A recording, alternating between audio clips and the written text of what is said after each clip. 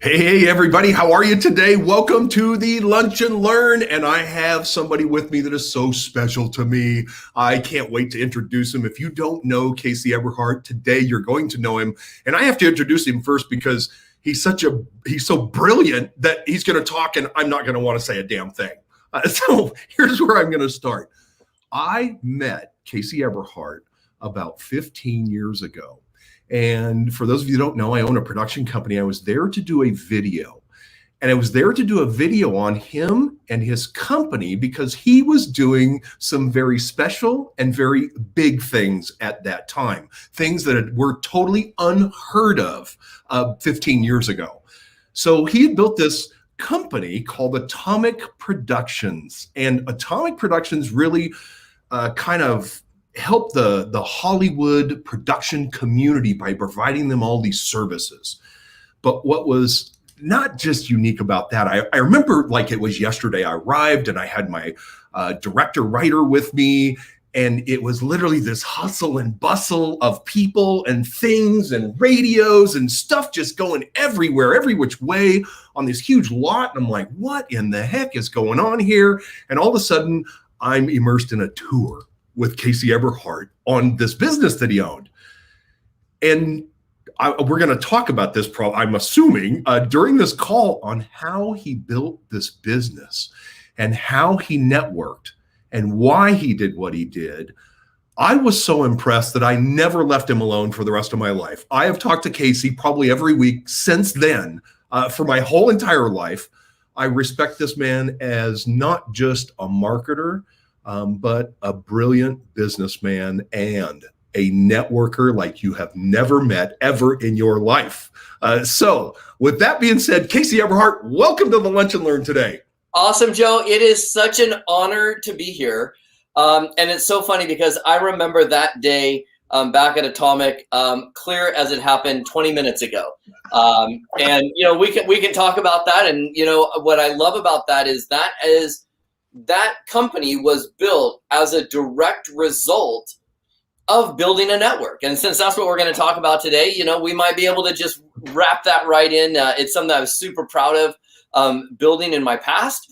And it's just an honor and a thrill to be here. This is kind of one of those deals where, I watch all your Lunch and Learns. I've been in your space for a long time.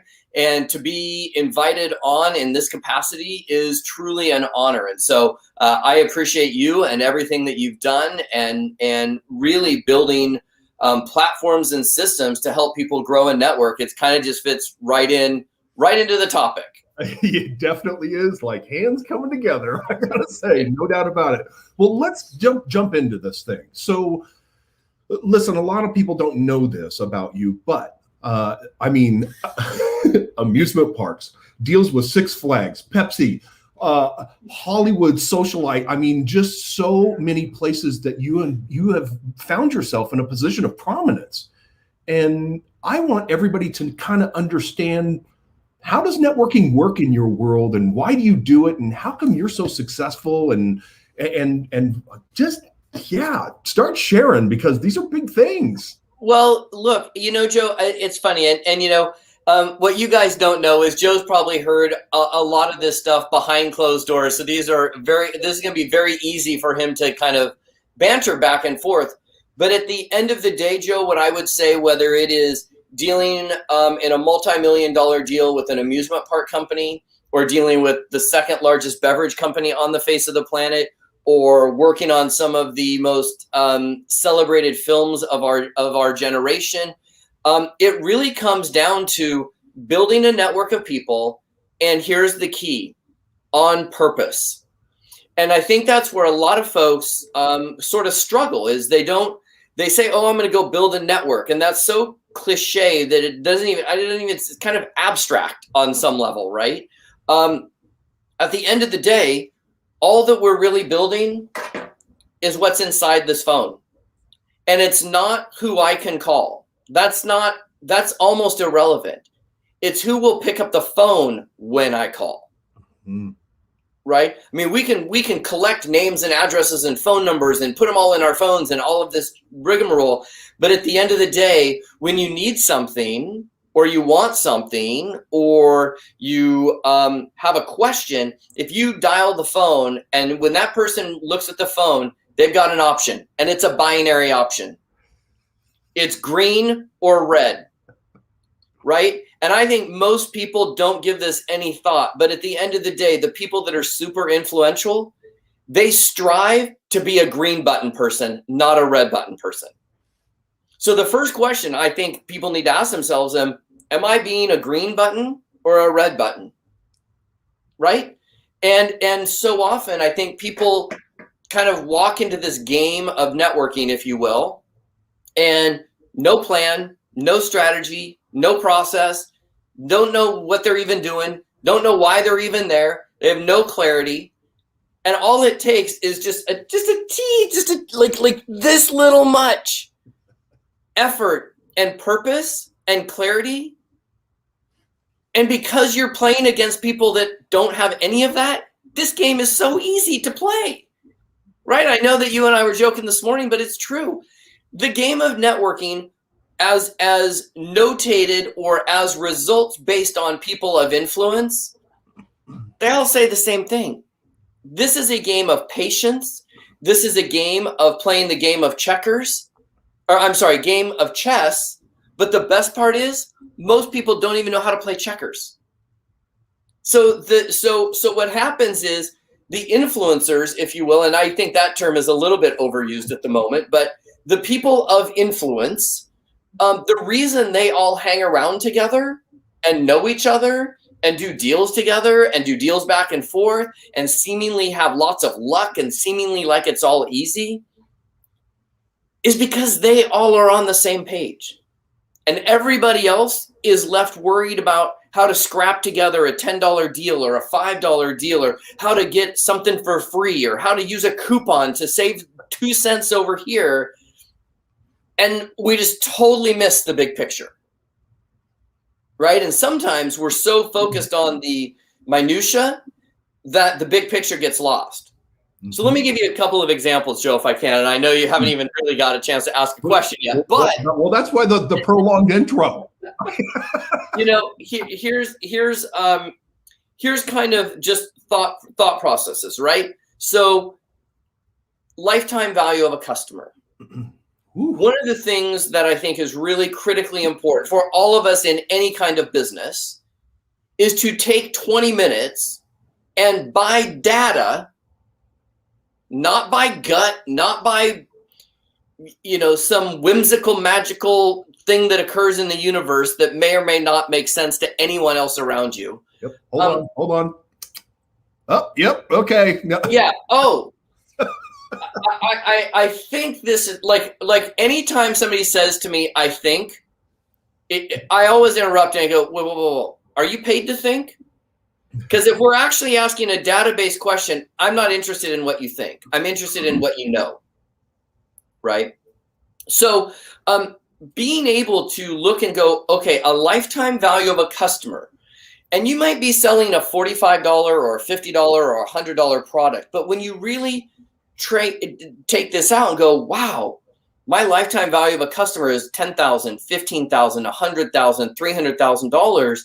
Well, man, I got to tell you, Joe, those conversations become a whole lot different when I'm talking to somebody where in the head, I go, that's a $300,000 conversation versus a $37 Zoom. Right. Right. Or a $15 lunch and learn, or whatever those cases may be. So that's number one. Number two is being able to really look for opportunities and ways to build the people that are in your network. And if you don't have a big network already, then that's cool. Start with who you know, right? But it's all about building those connections. So I just threw some notes down, Joe, and I'm just going to rattle through a couple of notes here, and we'll do it. I've got some questions. So, but go, man, go. So look, when you guys go to a networking event, right? Here's something easy you can do. I think I may even said this in the opening thing, but go buy 5 books of whoever the speaker is. We all know who the speakers of these events are. What if you went to an event and instead of just showing up and having your rubber chicken lunch in the middle of a chamber event, how about bypassing the $20 lunch and investing $20 in 5 copies of the speaker's book, walking into that event with those 5 books and going, Joe, oh my gosh, I was so excited for you to be here. I actually bought 5 books. Would you be cool? Could you sign them? I'm sending them to the top 5 people of influence in my network. Well, what did you just do there? Number one, you made 5 people happy if you send the books out. I don't even care whether you send the books out. But what did you really do? You just walked in on purpose in an event where somebody of influence is going to have a microphone in front of an entire room full of people, and you just made them feel like a rock star. Absolutely. I have done this for years, and I have never, not one time, ever, not been mentioned from the front of the room before every event I've done this at. Wow. Right? Ivan Meisner, founder of BNI, Business Networking International. I tell this story in trainings all the time. I walked into an event where he was speaking, 500 people from BNI in a room, all about giver's gain. We're not trying to sell anything to anybody. Let's build relationships. And I see this guy in the back of the room sipping a cup of coffee. Not one person is talking to this man. Not one. And I kept watching. I'm like, do I have the wrong dude? I was so convinced. I literally went on my phone and looked up LinkedIn just to make sure I had the right picture of the dude. Right? So I literally walked right up to him and I was like, hey, Dr. Meisner, my name's Casey Eberhart.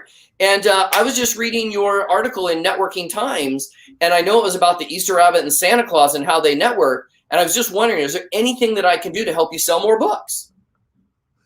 And he was like, oh my gosh, if you could bring up that article in the Q&A section, that would like tee me up great. I'm like, you got it. Literally sat in the front row, question at hand goes up, teed him up. You know what he did, Joe? I think he got so off track and so thrown by the fact that some yahoo in the audience would bring that up, even though he pre-planted me as an audience member. Yep. He literally sat and talked about me for like 10 minutes in front of a room full of 500 people in BNI. I just sat there. Hey, I'll just, yeah. I still have customers from that day. And in fact, Dr. Meisner, years later, actually brought me on board as a consultant for BNI to train and teach chapters around how to build better networks of people. How tough was that? I looked on LinkedIn. I saw an article he wrote. I went to the Google machine. I looked at what he was about. I walked right into an event and I teed it up directly for him. Those are the kind of things that make this game super easy, you guys. Right? Yeah, it isn't, it's not hard. I found myself networking over the years and becoming better at it and becoming more on purpose instead of happenstance. I think the first encounter I had was 20 some years ago when I had Suzanne Rowan show up and how to work a room. And I'm like, what? How to what? Like how to get out of your own way when you get into a room, how to talk to people or how to have a conversation. And I'm like, oh, well, but why would I do that? It wasn't even in my brain that I even needed to build a network at that time. But I do believe that some of us inherently just kind of have it built in where we kind of know we want to build a network or need to build a network, or we just have that I need to make more friends that I can call, or they can call me and we can help each other kind of a thing. But I think, we look at our audience today, what are some best practices for them to actually build a network outside of the very first thing you said, which is with purpose, on purpose, right? Not on accident, on purpose. I love that you said that, because so many people, I think they misread the whole thing. Yeah, I think it's, Joe, because most people are trying to make a sale on the very first interaction, right? And there is a methodology for making sales on the first interaction. That's called advertising. Mm-hmm. Right? In the game of relationship building, it might take a little bit of nurturing of those relationships. So I'll give you a couple of things that we can all do like immediately, like starting today. Number one, when you're on a Zoom, first off, show up like you're having a $100,000 discussion. If you can't put your camera on, this is just my opinion. This is where I get a little like, do it. If you're going to show up on an event and you look like the backdrop is a hoarder's house, probably not the best set for you to have your camera on. Number two, if you're going to show up at an event, how about turn your camera on? Mm. What happens is you show up not with your camera on, not present, eating, teasing your hair, drinking a soda, whatever. All that goes into going, why do I want to have a conversation with you? If this is how you're going to show up in front of a referral I put in front of you or a lead I put in front of you, no thanks. Right.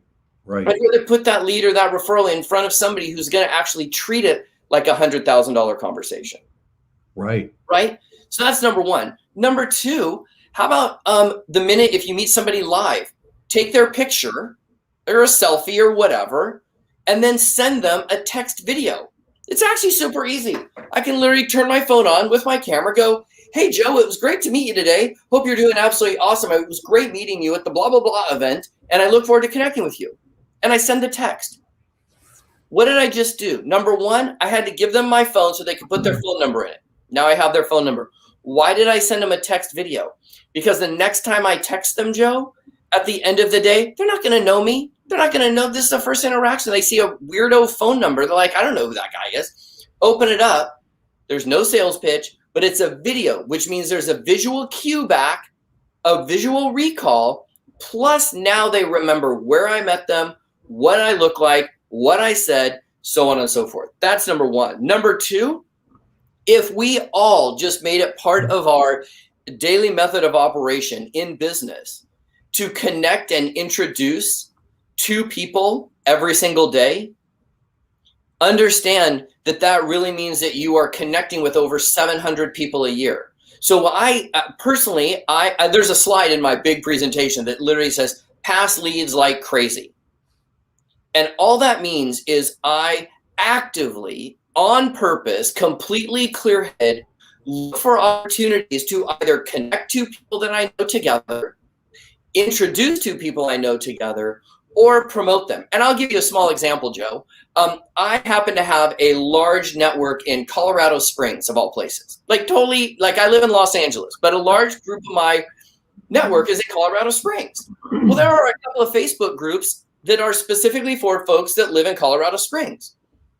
Every single morning I am in that group, and every time I click through a post and I see somebody going, oh, I need to get my wedding dress hemmed. Oh, introduce you to this person. Oh, I've got hail damage to my car. Oh, you got to talk to Josh over here. And I'm looking for ways to always be introducing my network into there, because here's the thing, Joe. At the end of the day, here's how I look at it. And I don't know if anybody else, I like to gamify stuff, right? So when I meet somebody for the very first time, I look at it like he or she and I are walking into a bank, arm in arm, and we're opening a social bank account together. Mm. Here's what I know about how banks work, at least today, that if you try to take out of that account before there's money in there, it's red. And it's the no-go zone, and it's a red flag, right? But if we go into that bank account and we develop this bank account together and we're both putting money and deposits into that bank account, well, then if I need a little withdrawal, click here, go here, check this out. Can I get your opinion on this? Whatever. When I ask of something, I'm taking a withdrawal out of that account. Well, if there's money in the account, then there's some capital that can be used and leveraged. So if we just look at it as, hey, we're going through life and we're building these bank accounts with other folks, how often we deposit in there is huge. The more money that's in there, the higher the trust, the higher the ability, or the higher the likelihood is that at some point when we really need some help, somebody will come and say yes. And I'll give this example. I'll sort of give an example on how we started to build Atomic Production Supplies, the rental company. I had come out of working. I had worked in the film business. I had produced some movies. I'd moved to Los Angeles. I knew one person. Well, I knew one person was a close friend, but I had met a bunch of people on a sitcom that I became really, really good friends with. But once I got down here, that was all I knew. That was the network, right? So I knew I wanted to work in the movie business. So before I ever got a job on a movie, I started making a list of all the vendors. I don't know how a camera in the film business works. I don't know what a dolly is. I mean, I think there's a play called Hello, Dolly, but I didn't know what a dolly was. Truth be told, on my first movie, this is a side thing, first movie I ever worked on, my boss told me he needed me to go find the pricing on raw stock And I called my stockbroker. I'm like, do you know what the raw stock is? He's like, no, I didn't even know that raw stock was the unexposed film that we ran through the camera. Right? But the second I realized I didn't know that, I got in my car, I drove over to Kodak. That's how long ago this was. I drove over to Kodak and I walked in and I said, hey, can somebody teach me about raw stock? There was a person that gave me a little tour of the facility, took me behind the scenes and showed and explained that. And that person, by doing that, made literally millions of dollars off of me because I always recommended and referred back to that one person. So when we built Atomic, we started with 2 traffic cones and a fax machine. And all we did was found out people that were making movies and commercials and music videos, asked them, what do you hate about this? What's the problem? And then all we did was try to solve it. And that's all we did. And what we did on top of that was we knew we could create a community of people that were in the business, or quote, in the business. So we started doing it was a monthly barbecue where we invited everybody in Hollywood to come have a barbecue hot dog or a Costco burger on us. And that's how we started to build our network. We knew that if we could get them in our shop, we could shake their hand, we could give them a tour, and we could make every single potential customer that we didn't know feel, Joe, like you did the day you brought the film crew in there. That is more important than renting a traffic can or a traffic cone or a trash can or a wardrobe rack. Right?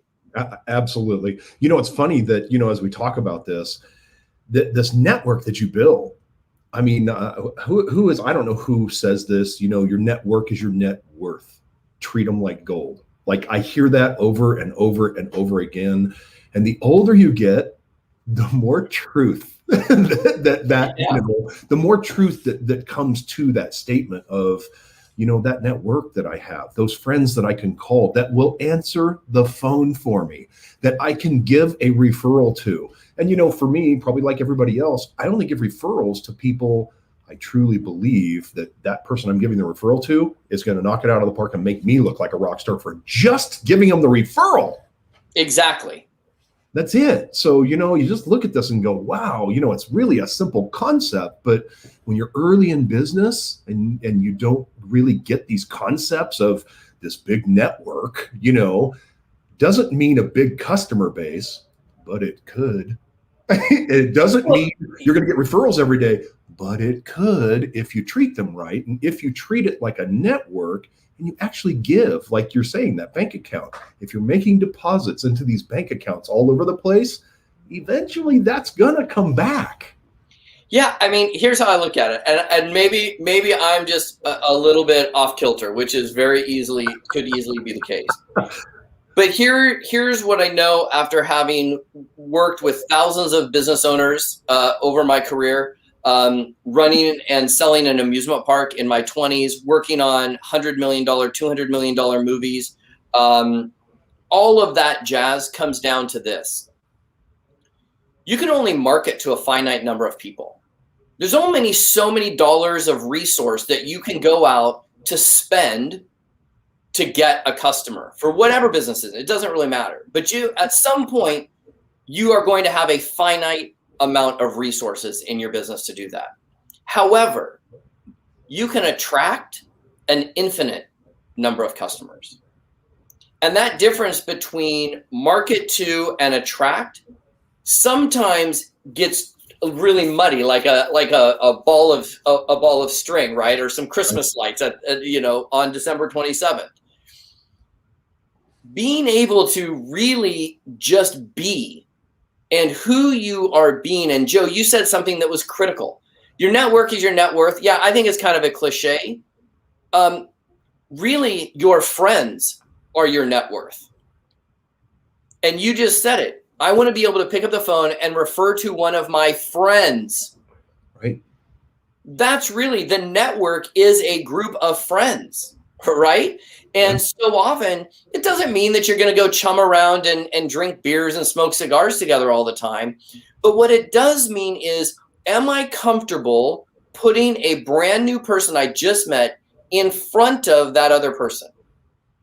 And there are people, and here's the thing, there are people that I'm friends with, there you go, that I'm friends with or acquaintances with, that I will never and can never introduce people to, because I'm nervous that they're going to show up like they show up on some Zoom calls.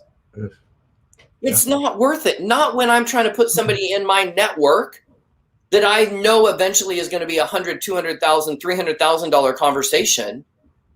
I can't put that person in front of somebody that can't string two sentences together or has a 15-minute picking at your hair and picking at your eyebrows and, you know, all of this stuff on a Zoom call.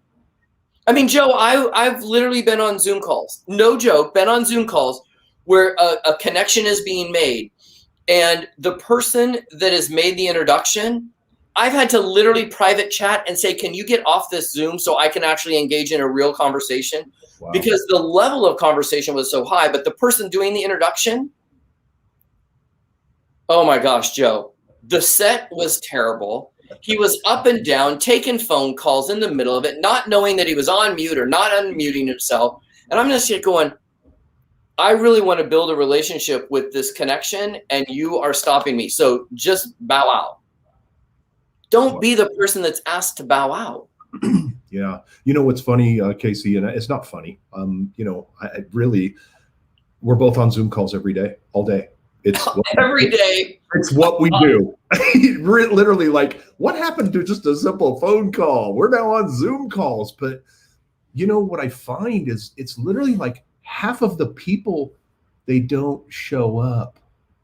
And when I say they don't show up, I mean, well, there's a picture of them there. Their mic's muted, but they don't actually show up. They don't, as you've said, they don't suit up and show up. And that's half the game. Suit up, show up, and participate. Like, I literally run a networking event, Joe, and I tell people up front, if your camera's not on, if you're not on time and you can't be there the whole time, we'll see you next week. Wow. No judgment, but why bother? I think sometimes people go, well, I'm just going to show up on this morning call, or I'm just going to show up because that's what's in my calendar. But we've got no purpose. Right. Just show up and become the resource. Sit and listen. If you listen to people, they will tell you stuff they're looking for. Absolutely. Right? Like podcasters, great example, right?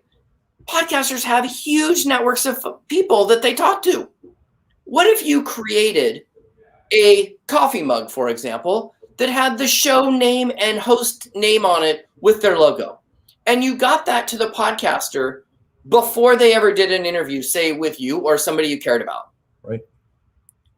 You are going to be talked about. Look, here's the thing. This is not about investing millions of dollars in buying Teslas and Ferraris for people.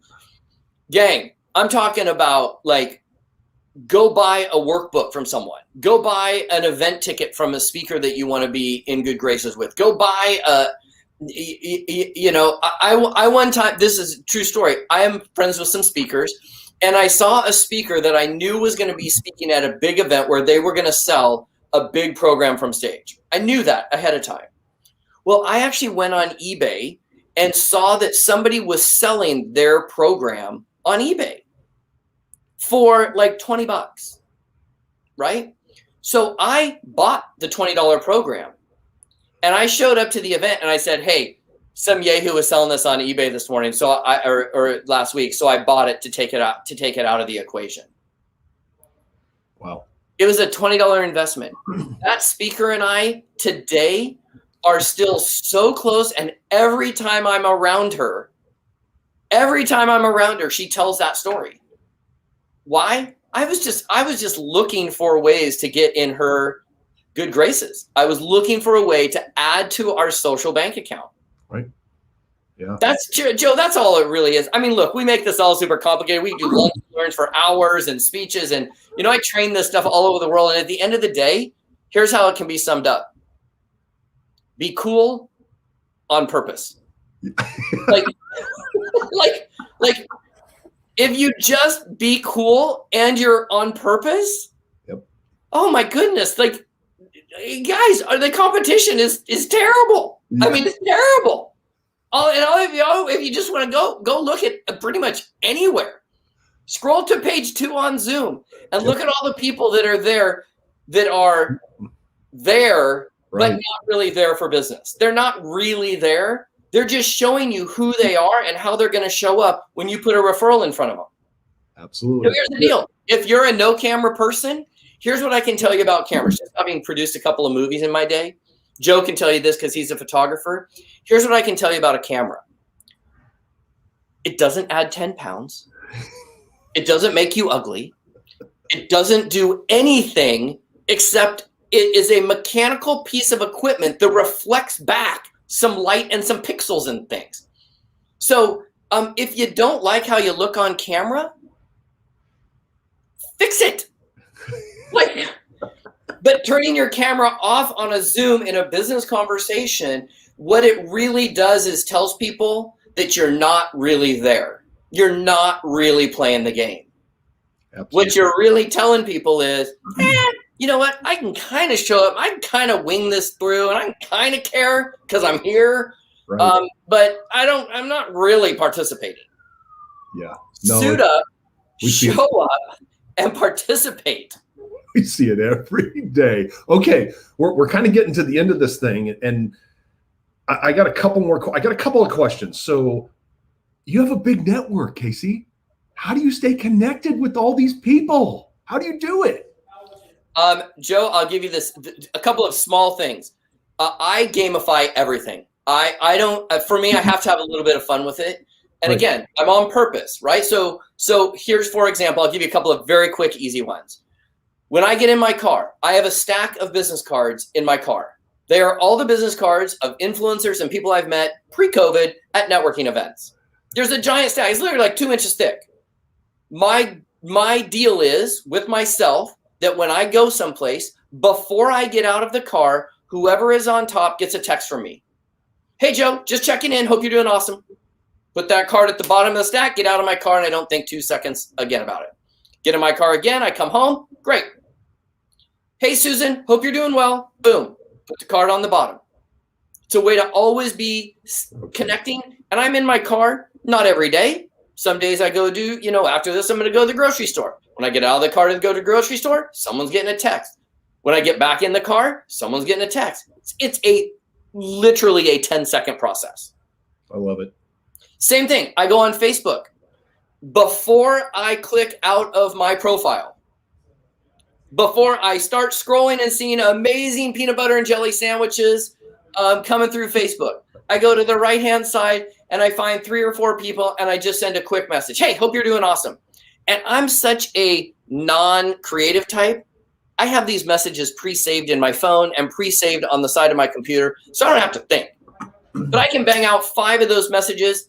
Then I can go dork around on Facebook. Mm-hmm. I go to Instagram. What do I do on Instagram? Before I even look at a single picture, I go look in and see who I can connect with. YouTube. I love YouTube. I'm building out a YouTube channel.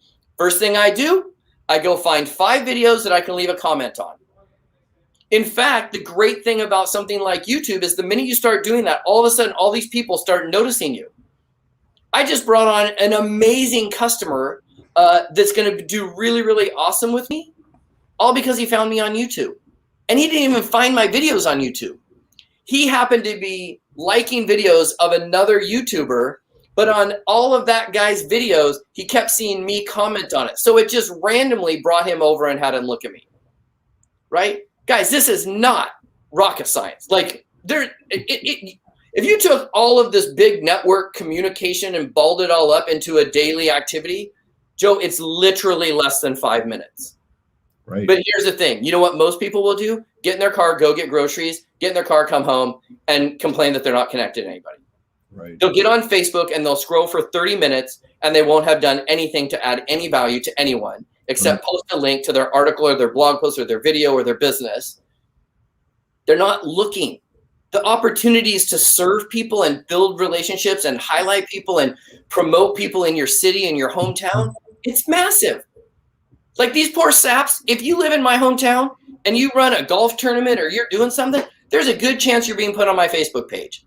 Why? Because you're the only one that's going to see it.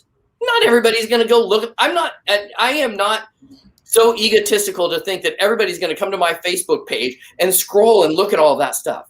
You know what they're going to do? They're going to click on their notifications and go, oh, Casey Eberhart tagged me in a post. What the heck's that? Boom. Oh, you should go get your pictures taken by Christine, or you should go get your wedding dress fixed by Bob, or you should go check out this real estate thing by this person.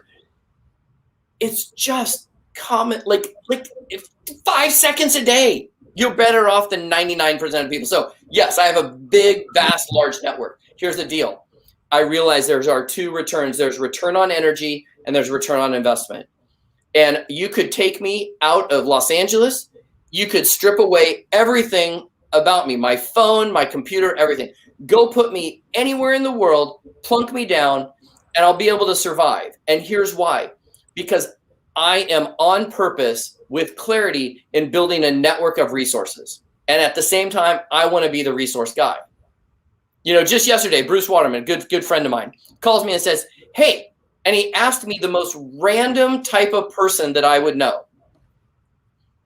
I'm like, oh, yeah, I can send you 2 people. Bang. I sent out 2 emails connecting them to both to 2 people, totally different. And I was just like, you know everyone. Well, it's not that I know everyone. I just take care of that network. So anyways, that was too long-winded. Sorry, Joe. No, you're totally good. I'm just engaged in learning. I want to let a few people off the hook really quick. I've noticed something in the comments, and I want to be really, really clear about this. If you're showing up, you have a job, and you are showing up to a Zoom meeting, and you are not turning your camera on, I am totally okay with that. I want you to absorb that information. I want you to soak it up, and I want you to learn.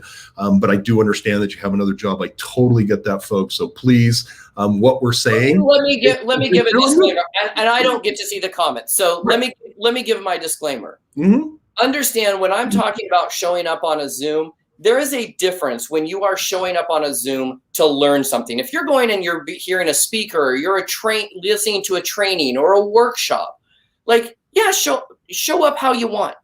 Yep. But if you are showing up at a networking event where there is a possibility of you meeting and connecting with people, that is very different than showing up on an inspiration or a motivational training call, and you're at a job or you're whatever. But here's the thing. If you're showing up at a networking event where there are people that you are looking to generate referrals and relationships from, Mm-hmm. and you are in your car smoking a cigarette, teasing out your hair, slopping down a burger, Yep. I'd rather have you just not be there. Yep.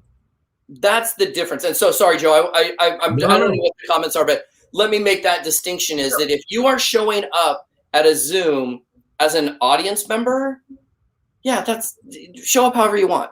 Yeah, absolutely. It's when you're showing up with the expectation that you're going to be put in front of potential customers, that's where, and look, here's the best part, Joe, and this is where I'm just going to be harsh and I'll take the flack for it. This opinion is Casey Eberhart's opinion. Please don't call Joe, contact me. I'm happy to defend it. At the end of the day, I'm still going to say that all the people that are going to argue with this and say, well, I'm going to show up any way I want, those are the people that are not well networked. And that's them's kind of the facts. I say this to our private coaching group all the time. How you show up is how you show up. Right. So I think you just have to be a little bit conscientious of how you show up. I could have look, I've got my Zoom mullet on right now. I've got my digital mullet on right now, right? What that really means, it's Zoom on top, party on the bottom, right? But I'm not going to let you see the party on the bottom part because this is a business conversation. That's right. Right. So anyways, I don't know what the comments are, but I do want to make that distinction. Yep. But I am not going to let everybody off the hook in making the excuse, oh, I'm here, so then I can do this. But I have this expectation. You just have to know the end game and work backwards. If you're at a job, cool. That's awesome. Just remember that how you show up is how you show up. So anyways, I'm sure you and I are going to get to have a lovely chat after this, and I probably made some people little updates. But you know what? You don't bring me on. You don't bring me on to do all sugarcoating. And you know what? Learning can be uncomfortable sometimes. And you may be looking in the mirror going, holy shit, that's me. Oh my gosh. That's Well, deep. Joe, here's the thing. Look, people have called me, multiple people. I'm guessing there are probably some people on this call watching it that have called me and said some version of, wow, I wish I could do what you do. Oh, I really want what you have. Oh, I want to be successful like you. And my question back to them is, okay, cool. Are you willing to do what I did to get here? Right. That's exactly. Because if you're not, then you've set yourself up for an unfulfilled expectation. That's exactly right. Okay, we got to wrap this thing up. So, last question. You say suit up, show up, and participate. And I truly believe in my soul that is it. That's the best advice you could give anybody around networking. But I want to give you the opportunity to give any other advice you would that you want right now. But I truly think that's it. Suit up, show up, participate. Casey Eberhart said it, do it. And if you do, you're going to win. I would just say this. If the suit up, show up, participate thing doesn't land with you, I totally get it. For some of you, it's going to so land and you're going to be like, I get it. Super easy. It's just transformation, you guys, takes place in a split second. It's just a matter of seeing something from a different angle and going down a different road. Here's the one thing I would offer. If you will invest time, energy, money, and resources into the people that you meet in networking and the people that are around you, the return will be infinite. If you are always looking for ways to take from that network, sell to that network, get from that network, use words like target, those types of things, I think you're going to struggle long term. Maybe not short term, but long term. So look for ways to invest your energy, your time, your money, and your resources in building your network. Suit up, show up, and participate. And easy, because not many people are doing it. It is that easy, isn't it? Well, thank you, Casey Eberhart, also known as the Ideal Networker. Folks, go find him on YouTube. What's your YouTube channel? CaseyOnVideo.com. CaseyOnVideo.com. Go there, subscribe. I promise you will learn. And if you're anything like me, Casey has added so much value into my life. And guess what? I never asked for it. He just gave it. So anyway, with that being said, folks, thank you for being here at this Lunch and Learn today. We'll see you next week. And have a wonderful week and go network with purpose, would you? Thanks, everybody. Awesome. Thanks, Joe. Bye, guys.